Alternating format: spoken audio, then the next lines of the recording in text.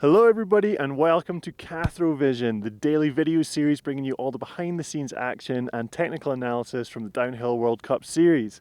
Today I am in Lenzerheide, which is in Switzerland, and this is the 7th and penultimate round of the 2019 World Cup season. So it's only a few days after the last round in Val di Sole. That was a hectic one. There were a few crashes and accidents there. I know Conor Fearon badly bashed up his elbow, had to get stitches, couldn't race, and I think he's going to be okay for this one. I haven't found him to check him out, but swelling should have gone down. I reckon he'll be giving it a go this weekend. A couple of Scottish racers didn't fare so well in Val di Sole. Greg Williamson, he actually didn't crash there, but he'd had two crashes where he'd hit his head quite hard previous to then, and then had a delayed onset concussion, was just dizzy, couldn't focus, and he had to pull out, and he's not going to make it this weekend either. He needs to rest up. So it's a really wise decision from him to make sure the head's okay. On a similar theme, other Scottish rider, Henry Kerr, had a horrendous crash in his race run. Oh, it's awful. You'll see the video footage here. Hit his head pretty hard. He's definitely concussed. Even though when they tested him, they said he had no signs of concussion.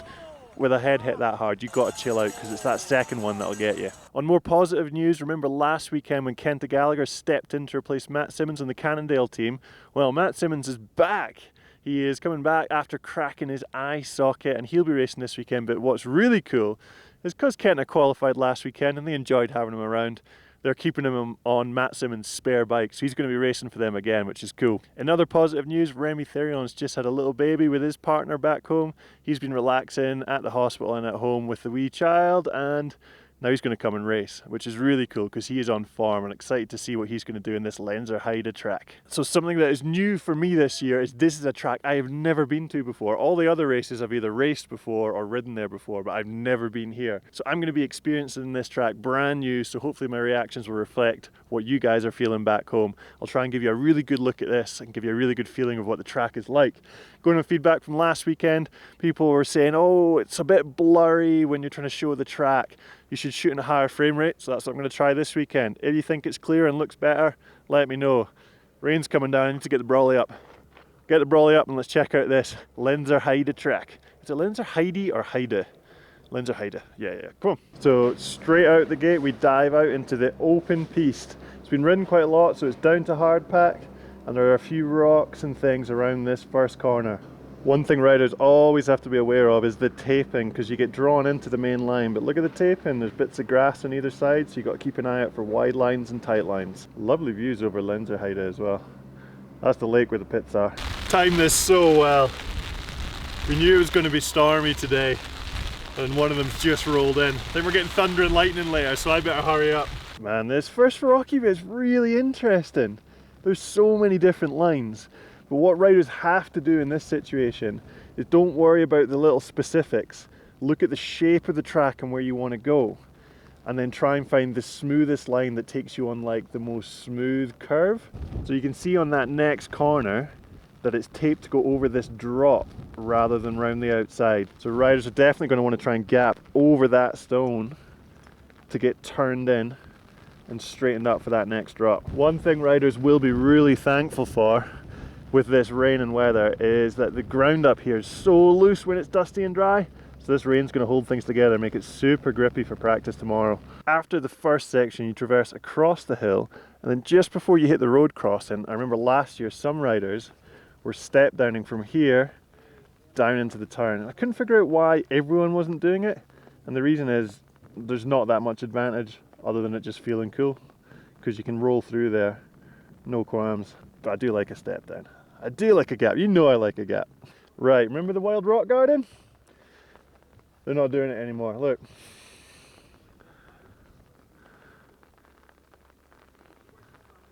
No! I was so excited to analyse and ghost that rock garden. I can't believe they got rid of it. Like, I do understand it was really awkward and they had a lot of nasty crashes in there last year, but still, it's a World Cup, come on. Hey Pardal. Yo. Thumbs up or thumbs down? I prefer the rock garden. Oh, me too. So down this next straight, you kind of want to be where this guy with the yellow trainers is standing. There's a little bit of a ledge there, but give B practice a couple hours and they'll be heading low and cutting in a rut down there, I reckon. So as it stands, high looks good. I think most people will end up in a low rut by the end of the weekend. A little bit of a high setup here wouldn't go amiss though. They're still calling it the rock garden. Yeah, there's about 4. What are you up to? You're at work? What are you doing? Some 2 or 3 changes on the track. We are walking with the UCI. Oh yeah? One. You track builder designer A bit. for here? A little bit? The right hand from Jeff Raphael Riener. Oh, Top Rock Garden. Yeah. Was that because it was too dangerous last year that it's been taken out, or for another reason? My info from different riders. Yeah, it's too dangerous. Okay. And cool. also we decided a bit different to the past. Yeah. And now, yeah. It will be interesting, Cool. I think. It's no rock garden at the moment, but after two hours maybe practice, it will be a new rock garden. Yeah, I think so. Cool. Thank you. So on these upper turns, they try and tape it so there's a bit of line choice. Main line is just blasting straight around the outside, nice and supportive. But they leave the inside quite open. I don't know what that is. But there is a line on the grass on the inside. But it'll be nice going in, but that rejoin's going to be vicious. If you could turn it tight here and then drop straight into that next one, maybe it could work. When you get lines that are so insanely different, like these two, the easiest way to check the difference is follow a buddy in, get him to do the outside, which you know is fast. You try the inside and see if you keep up. Foolproof. Look at this one. So every year they leave a bit of inside open to try and get riders to mix up the lines a little bit. But every year they don't give quite enough and everyone just defaults to the outside. But I reckon this one is definitely going to tempt a lot of people in. Let's walk down it. Ho ho. And it looks like there's enough of a ledge there that it will develop a little bit of a rut at the rejoin. I get the feeling this is where I'm going to be coming first thing tomorrow.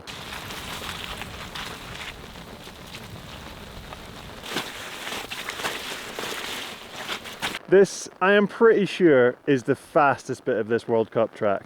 You come flying down there, send it off that step down, insane speeds into that big step up. And what riders will do is, to begin with, they'll maybe let go of the brakes there, first practice run, test out the speed, and then they'll let go of the brakes there, and then you're just like building it back as you're getting up to full race speed. Oh, that's a big step down. Doesn't look big on the live feed, but that's a monster. That's at least 30 foot. Shimano, make your mark step down. At the speed you're going off of this, it'll be a skid mark, that's for sure. With the speed that you carry off the step down, this little rise here actually becomes crucial to get right. You get sent so deep off of this that if you land a little off balance or a little uncommitted into that corner and tap the brakes, you lose so much going up that next step up. I actually can't believe how steep this is. I don't know if I'm going to get up this. Oh, don't fall. Don't fall. Yeah. Let's measure it. What? So it's about 38 foot to the sweet spot. 38 of my feet. My feet are a size 12, which is a little bigger than a foot. So let's call it 40 foot. It's a monster. This step up is really good as an indicator for how much speed people are carrying through this section. If you see them pull up and case it, you know they're losing a lot of time. If you see them squash it and still clear it, you know they are onto a winner. Double, and we go into the woods to the first really rooty bit. They've tightened this section up because it used to be in the past that riders would go over that stump next to that pull down there. But it's a much tighter entrance. That's going to slow things down a lot. Do you want me to help? Daniel, where exactly did you feel your tyres starting to go soft last weekend? Yeah, it wasn't too bad. It was like just before you pop out of the trees. Yeah. So I think like when I watched the replay back, I've smacked the wheel just before you jump off the wall. Yeah. And then I've gone a bit further down, and I've hit the wheel again on some rocks, and then it's just gone. Yeah. So yeah, it's a bit of a shame because it was like the bit of track what I had left was the only bit that I probably couldn't push with a flat tyre. Yeah, exactly. So I'm just like trying to get around the corner, and then I got it in a straight line and just pedalled, and maybe if I hadn't have pedalled so hard then I wouldn't have got on the, well, I definitely wouldn't have got on the podium. Yeah, man. It was really close, but No, it was a good recovery from that, like. I was just a bit upset really because I'd had a, like Leger I tried too hard because I thought I could do really well, and it's like one that got away. Yeah. And then last week I had a really good feeling again, and then I got a flat tyre, so. You must have done the maths. Where do you think you would have finished without it? It would have been hard to win. I think Laurie did a good time, but I would think I would have definitely had a top 3. Ah, So, new weekend. yeah, this looks interesting here. Yeah, tight. This is one of those bits that's pretty crucial to get good. It's a slight uphill exit, so you want to be carrying as much speed as possible. Kind of main 2 options look like going fully wide to the orange pad, turn off of it and then off camber it up where Monster Umbrella Danny is, or off the rock, land down there and then commit all the way past the yellow pad below those roots. You do not want to touch those roots. 50p Phil Atwell nose manuals that. Jibs. After you pop out that bit of woods, we got a flat out berm into probably the nicest photo spot going. This is the scrub table, so all those photos you've seen of bikes leant right over are from that. The reason riders scrub is they want to keep the bike as low as possible, and by tilting their bike sideways they're able to lower their centre of gravity to land the bike earlier. Plus they get rad photos and get in the vital slideshows and pink bike photo epics. Let's see how big this step down actually is. Oh, not bad. Edge to edge, it's actually quite nice, but it is a big drop. Hey, anyone remember a few years ago when Rach jumped it in practice and a car went under her?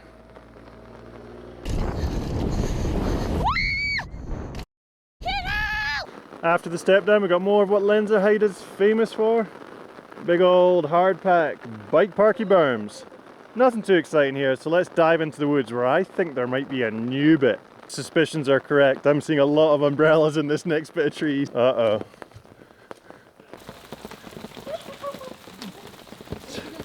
Come on, Mono. Do it. Do it. What, just send it? Yeah. I'll send it if you send it, Capro. Butt slide. I will if you will. Yeah, but you first. You were You here. go first, and then No, when no, you get to no. the bottom, you can No, get but the you- shot from the bottom. I mean, you were here first.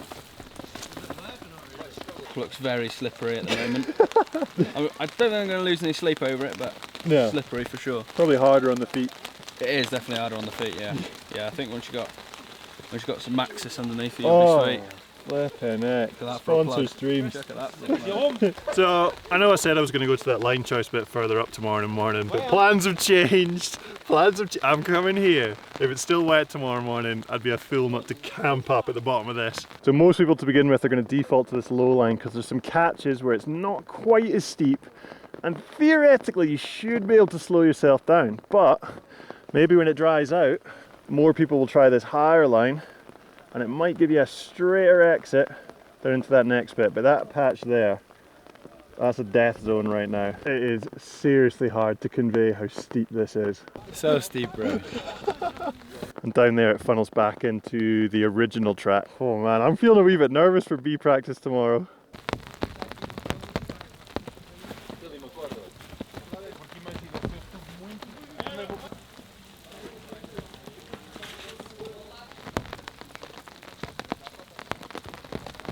Okay, I think that's probably enough looking at this bit. Let's get back on track. So just here, we now have what used to be the PT plunge, but now he's retired. He's been retired from the naming. And I was expecting this to be absolutely massive. I remember it looking so tricky and so big, but actually it shrunk. So either they built up the landing, or this platform's just lower than it used to be.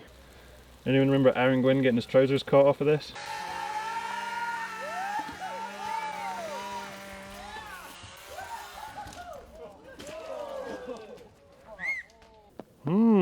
Yeah, that corner looks super tight into that.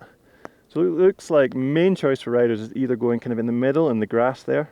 There's a little hidden line you can do in there, get a little bit wider, or getting right wide, but you don't know if it's going to take too much time to get up onto this line. What is it, guys? Is it the Mercedes-Benz road gap? Or is it the Red Bull Wave road gap? Make up your mind. Whatever gap it is, They've opened up an inside after it. Yep.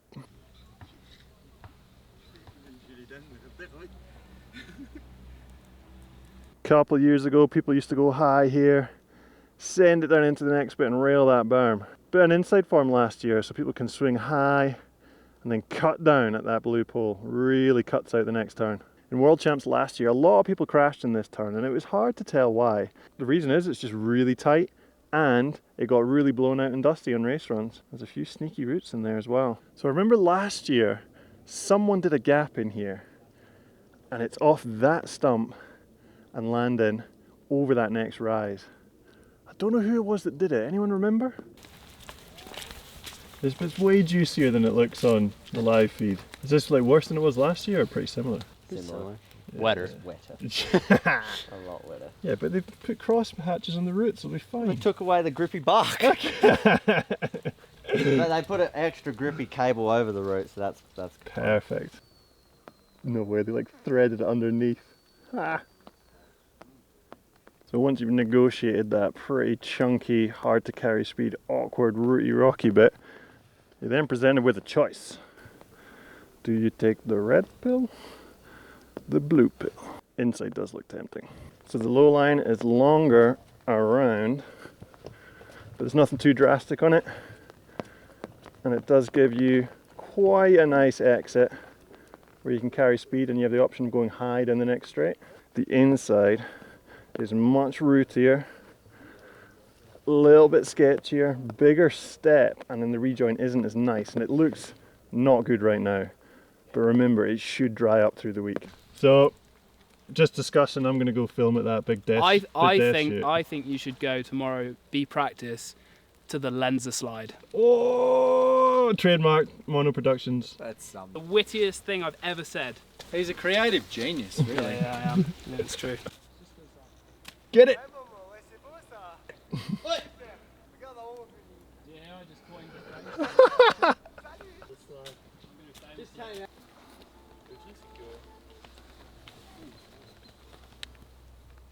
Super high and gnarly, low and not as gnarly. Yeah, I'm definitely ghosting this one later this weekend. Oh, come on now guys, that pole is just evil. Oh, you want to do that high line? No.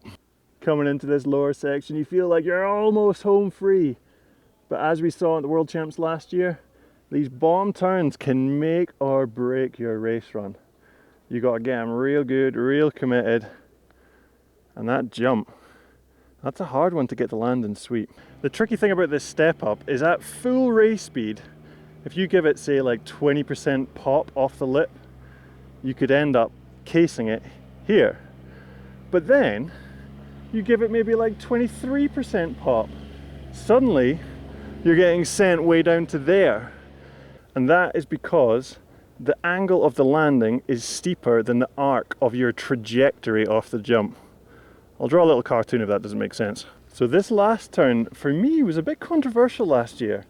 I don't know if you remember it, but a lot of people were coming around this corner, drifting wide, and then fully bunny hopping over the post. This one, to be exact. Should your tyres always be to the right-hand side of the base of the pole, or can your tyres be there? Can you be in there? Can you be in there? Could you be up there? Is the rule that your tyres or body have to just be on the inside of the course marker? At what point up this pole does it become course cutting? Let me know in the comments what you think. Would that be cutting, or up there, is it cutting? What do you think? or should your tyres be here? I think if you don't put your wheels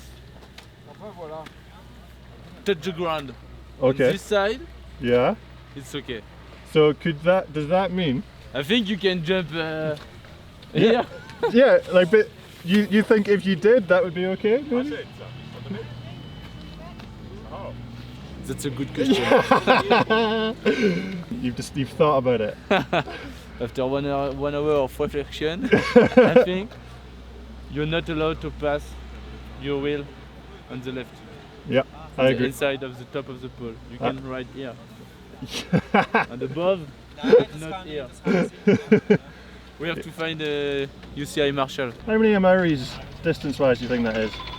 Let's do some crappy Photoshop. 1, 2, 3, 4, 5, 6, 7, 8, 9.